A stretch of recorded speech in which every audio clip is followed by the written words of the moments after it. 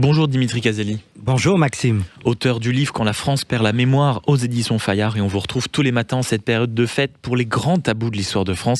Et ce matin, vous revenez au rapport que nous pouvons avoir au drapeau. Eh oui, au drapeau tricolore, c'est quand même notre emblème national. Il faut rappeler que lors de sa création le 25 février 1848, c'est la proclamation de la Deuxième République. Et Lamartine, notre grand Lamartine, va se faire remarquer. Exalté par les socialistes, ce jour-là, une foule déchaînée réclame que la nation adopte le drapeau rouge. Vous vous rendez compte ? Lamartine, devant l'hôtel de ville, va affronter cette foule. Il monte sur une chaise et il lance tout simplement « Citoyens, le drapeau rouge, je ne l'accepterai jamais. Le drapeau tricolore a fait le tour du monde avec la République et l'Empire, avec vos libertés et vos gloires, alors que le drapeau rouge n'a fait que le tour du champ de Mars, traîné dans le sang du peuple. Lamartine gagne son combat et le drapeau tricolore reste l'emblème de la France. » Donc les trois couleurs sont définitivement adoptées, car elles ne sont pas simplement celles de la République, elles sont surtout et avant tout celles de la France. Malheureusement aujourd'hui, beaucoup de Français l'ont complètement oublié et ils ont même une réaction négative face au drapeau national, contrairement à toutes les autres nations du monde. Voyez déjà le silence de nos élites politiques lors des manifestations sur la place de la République, quand la plupart des manifestants brandissent avec insolence des dizaines et des dizaines de drapeaux palestiniens, ou alors la présence systématique du drapeau algérien lors des marches blanches ou des événements sportifs qui confirment ainsi ces dérives.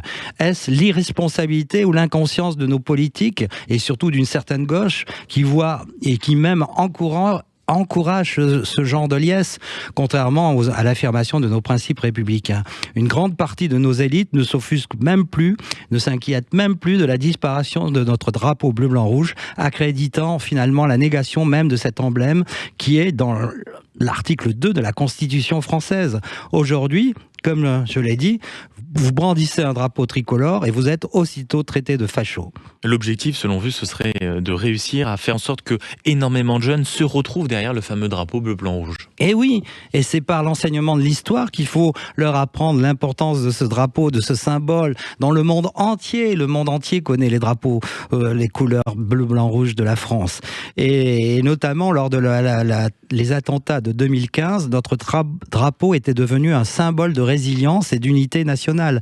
Alors que dans les autres pays, le patriotisme est perçu comme une valeur consensuelle, en France, il est considéré comme un marqueur politique cantonné aux cérémonies officielles. Et quelle cérémonie, je l'ai dit, il y a très peu de monde qui viennent aux commémorations.